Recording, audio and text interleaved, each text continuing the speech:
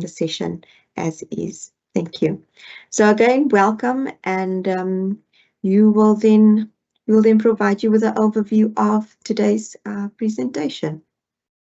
So first and foremost, before you register, you need to know who exactly falls within the definition of trust and company service providers.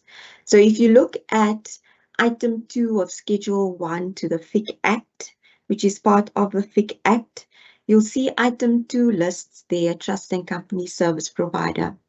And that item can be broken up into three broad categories. The first one, which is basically a company service provider, which includes a person who carries on the business of organizing, creation, operation, management of the creation of a company. So there it is, that business entity that provides services to its client to assist the client to register as either a company with a company and an intellectual property commission. Item 2 there, as you can see, it's where your company acts as a nominee on behalf of your client, or actually appoints a nominee on behalf of your client. And there you would then have to register as a trust and company service provider. And then finally, item 3 of this definition is where a person carries on the business of creating a trust arrangement for the client, or where a person who carries on the business of preparing for or carrying out transactions, including as a trustee, related to the investment, safekeeping, control, or administrating of trust property within the meaning of the Trust Property and Control Act. So item 3 there is basically where your company provides the service of actually going to the Master of the High Court and registering a trust on behalf of your client. Then you are a trust service provider, and you need to register with the FIC as a trust service provider. So for you to better understand the item 2 scope, the FIC has published a compliance communication, which is referred to as Public Compliance Communication 6A. And there it states that a trust and company service provider is any person in the ordinary course of a business who assists a client in the creation, operation, and management of a company, either external or foreign company, a closed corporation, or a trust. And that includes the registration of those entity types. And Public Compliance Communication 6A emphasizes that this item 2 is activity-based. So regardless of the profession that you are in, if you provide this type of services of creation, operation, and management to your client to establish either a company or a trust, then you fall within the definition of item 2, and as such, you need to register with the Financial Intelligence Center as a trust and company service provider. So what we've seen in practice is that a lot of financial institutions, accountants, as well as legal professionals actually provide services to their clients that fall within the ambit of trust and company service provider. There's also certain unique risks that apply within the sector that you face as a trust and company service provider, and Public Compliance Communications 6A actually sets out those risks or red flags. There's a lengthy part there, and I do urge you to download this PCC 6A, read through it and see the risks that you face. If you do come across any of those risks, you can obviously file a report with the center where you find that a transaction or so is suspicious or unusual. The reason for inclusion of this item in our Schedule 1 to the FIC Act, it is a part of, sorry, I'm just checking from my producer, is everything okay? I'm quite certain that's fine on your end. Okay. So the reason for inclusion is the fact if you look at the Financial Action Task Force recommendations, there is a recommendation 22, which actually states that entities that are designated non-financial businesses and professions that provide the services of trust and company services must at least at minimum be defined as an accountable institution and apply certain requirements that include customer due diligence, reporting, as well as sanction screening and so forth. So the requirement, this new definition came into force in December 2022. As from that date, all trust and company service providers had to be registered. So if you were providing services from December 2022 up to date, any one of these types of services in item 1, 2, 3, then you are required to register with the FIC. So there, Public Compliance Communication 6A also sets out certain key principles. If you want to understand further what we mean when we say creation, operation, management, organization of contributions, have a look at PCC 6A. Their creation, that's quite simple.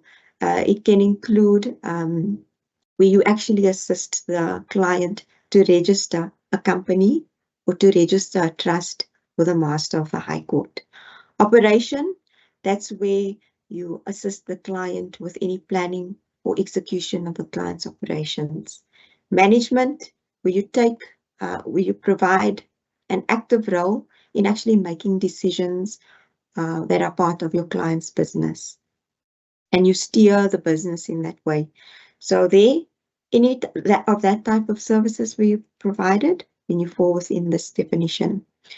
PCC 6A also sets out certain exclusions. So if you are a company service provider that solely provides, or at least where you are an entity, and yeah, I'll use accountants as a specific example, where you are an accountant and you only provide the activity that relates to recording, capturing of company data, including bookkeeping functions, where you put together annual financial statement, and it's purely on a bookkeeping type basis. It's a pure accountant function, then it doesn't fall within the definition of trust and company service provider. Similarly, if you are just filing tax returns on behalf of your client, that does not fall within the scope of trust and company service provider for companies specifically. If you are not taking decisions on behalf of a company, then there again, it's out of scope for trust and company service providers, specifically for companies. So I have a look at the exclusions. It is set out in PCC 6A. Trusts, it only applies to where the trust is created between parties, express trusts, inter vivos trusts, and that is both created in South Africa or foreign trusts. There are certain exclusions in here. If you provide services to trusts that are created by court order or testamentary disposition or persons under curatorship, or even a trust that's created for a retirement fund, then it falls outside of the ambit of this definition of trust and company service provider, and you wouldn't be seen as being a trust company service provider for those specific excluded trusts. But for all other express inter vivos trusts, you are a trust and company service provider, and you need to register as such with the Financial Intelligence Center. Then on to the obligations.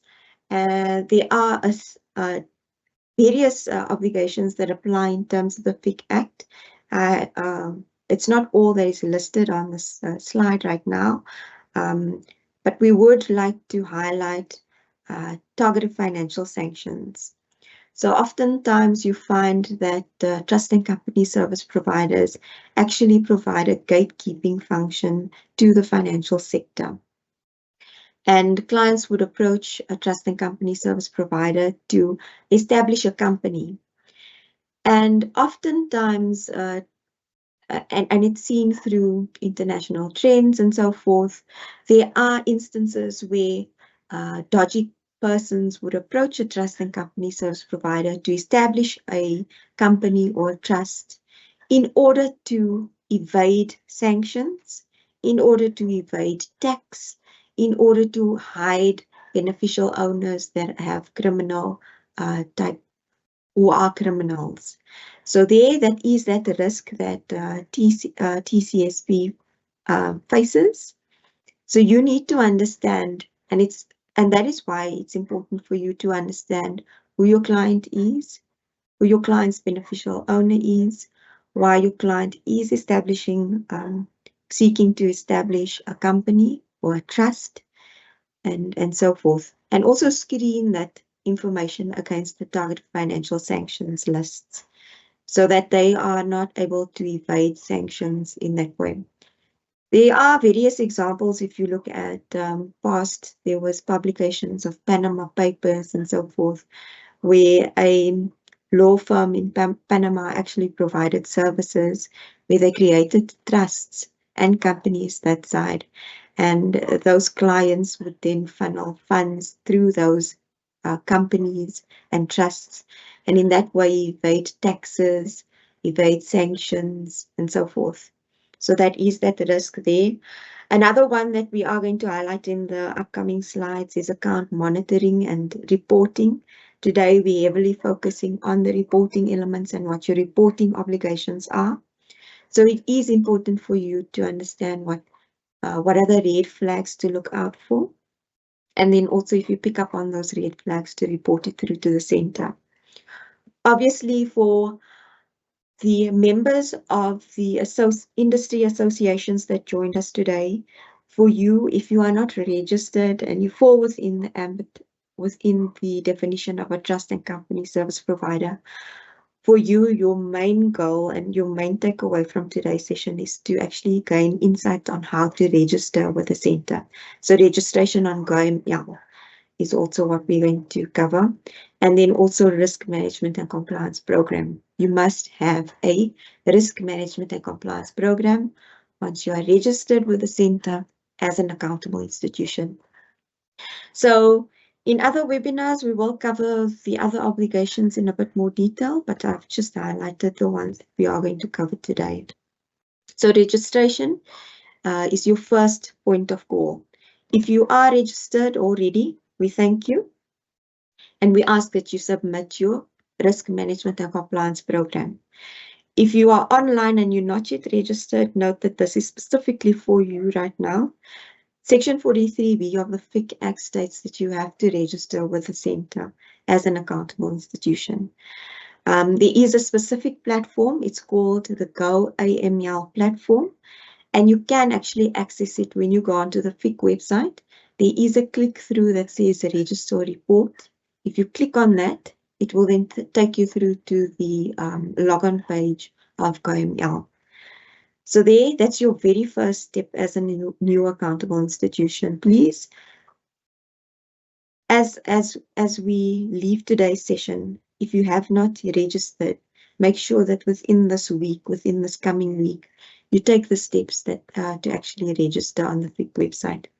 Have a look there at our money laundering and terrorist financing control regulation 27. It does set out some information on the manner and format. We have also published a goAML user guide that you can actually access on the FIC website, and that will show you step by step how to register. So here is also another click-through link. But again, I want to highlight that the easiest way is just to go onto the FIC website and click on the top right-hand corner. It says there, register report. When you click onto it, it takes you to the goAML landing page. And then you would register as an organization. Your first step to register as an organization, the person that's going to actually facilitate this registration or conduct this registration on behalf of your entity is the person that you appoint as a compliance officer.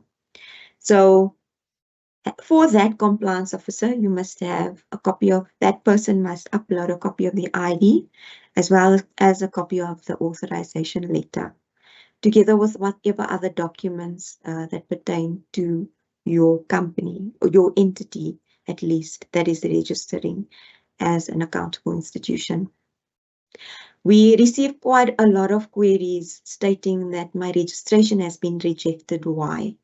The main reason that we've come across is entities do not upload their certified ID and the authorization letter. So I want to stress the importance of, please, when you do register, make sure that you upload these documents. And in your authorization letter, state who is the compliance officer, the first name, last name, ID number, and the role of that person, being compliance officer. Thereafter, when your entity is registered and you've been assigned an organization org ID, you can register further persons. Those further persons are referred to as money laundering reporting officers. So there, have a look at Public Compliance Communication 5D, and also you can download the goAML registration user guide. For those of you that are online that are already registered, please make sure that you are registered correctly. So you'll see under item 2 specifically on goAML, there are 2 subcategories, a trust service provider and a company service provider. If you provide services to clients that register trusts, you are trust service provider. If you provide services to clients that register companies, then you are a company service provider. If you provide both, then obviously you must register under both sub-items. Further, it could be that you are for example, a trust and company service provider as well as a legal practitioner. Then you have to register under item 2, both subcategories of item 2, if where relevant, and then as well as item 1, which is a legal practitioner, and that all that is referred to as a dual registration. So have a look at Public Compliance Communication 5D. It does set out guidance on exactly how you need to register with the center. Again, just to emphasize that if you have got a dual registration structure, you can actually centralize, set up a centralized registration where you have one compliance officer which actually has oversight over all the different registrations that you have on goAML. It just makes it a bit easier to manage, and so that your compliance officer has sight of that. There is a process for that.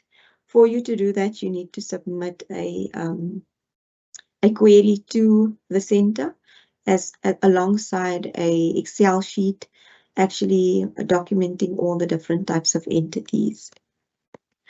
Okay, so once you've registered as an accountable institution in terms of item 2, you then have to develop a risk management and compliance program.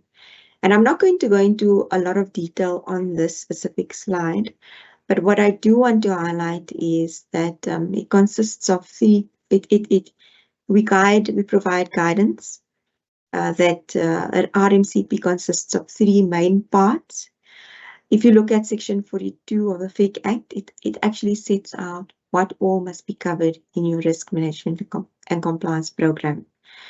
Part A, very important, when an inspector walks into your institution, they are going to want to see that you've conducted a risk assessment, meaning you've looked at all the various types of products and services you offer, and you've assessed the risk those products and services face of being abused by a criminal to launder the proceeds of crime. So you need to do that at an entity level. Also, when you engage in clients, you need to conduct a risk assessments. So that's part of your entity-wide risk assessments. In your RMCP as part 2, you need to document what controls you have in place to mitigate the risk. Controls include conducting customer due diligence, screening client information, conducting enhanced due diligence, that's collecting more information if you think that a certain type of transaction or so forth is a higher risk, and then reporting and record keeping, that's all your controls. And then also you must monitor your controls to make sure that they are effective and adequate.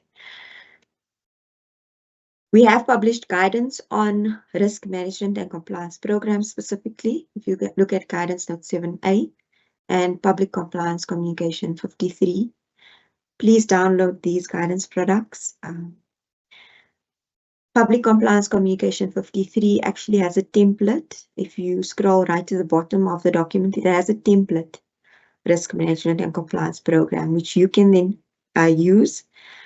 We do caution you, if you use this template, make sure that you customize it. Don't just copy and paste it.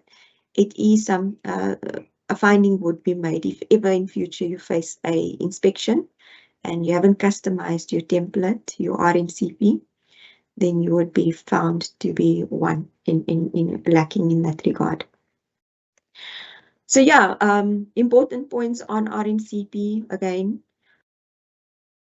When you've documented your RMCP, you've developed it and you've documented it, make sure that it is approved by the board of directors, senior management, or the person with the highest authority in your institution. It is something that will be checked. We state that it can't be delegated. So for example, if you are a larger trust and company service provider that has a board of directors or so forth, that board of directors cannot delegate the obligation to approve the RMCP to any persons or committees. They themselves must approve it. So now you've approved your RMCP, and the FIC then has sent out a request sometime in March this year for RMCP submissions.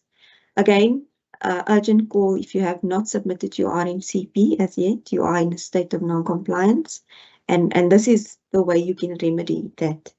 You can actually go on to the goAML, click on enter into your profile, you go to my org details, and then you will scroll right to the bottom there, and you click on upload, and then you search for your RMCP, and you would then upload your RMCP. We do ask for the name of your RMCP to be in a certain format. So the format is highlighted in that blue block below, the year, month, and date _RMCP.pdf.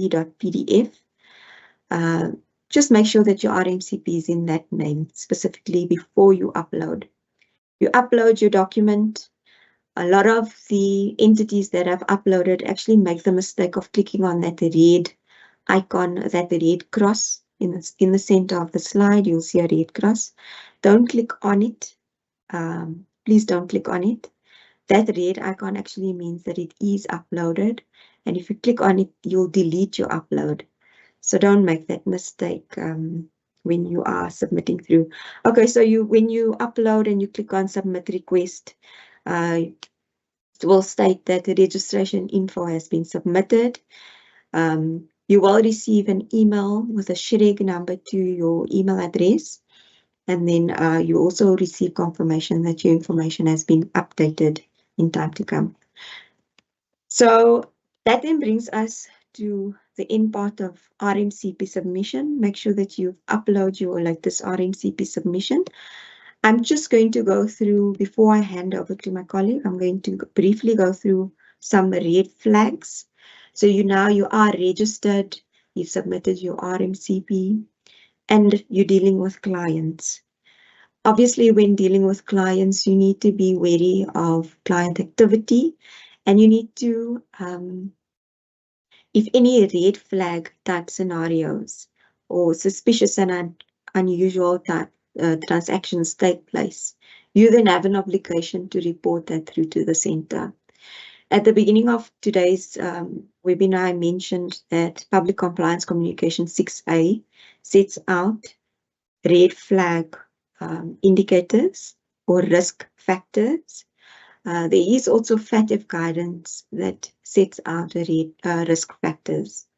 So some of the risk factors that I'm just briefly going to go through: use of pooled client accounts or safe custody without justification.